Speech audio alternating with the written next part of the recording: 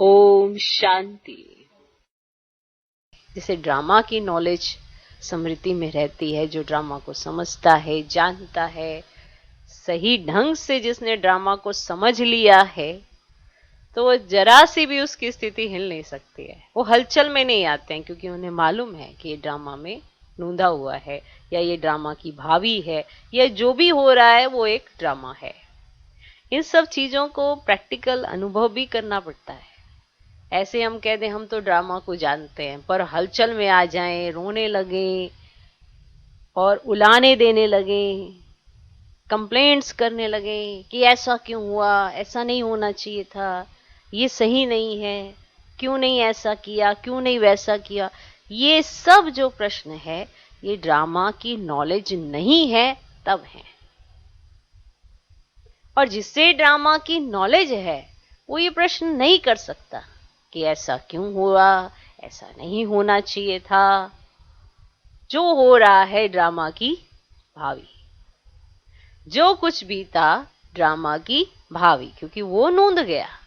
अब आगे क्या करना है, क्या ड्रामा बनाना है, वो सबके अपने हाथ में है।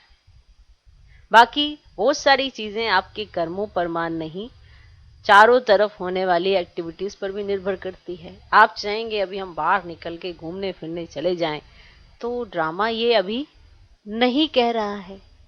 आप चाहेंगे आप इधर उधर चारों दिशाओं में सेवाएं करने, वाचा सेवा करने निकल जाएं, मेले प्रदर्शनियां करें, आप अगर ऐसा संकल्प करते हैं तो आप ड्रामा के अपोजिट चल रहे हैं।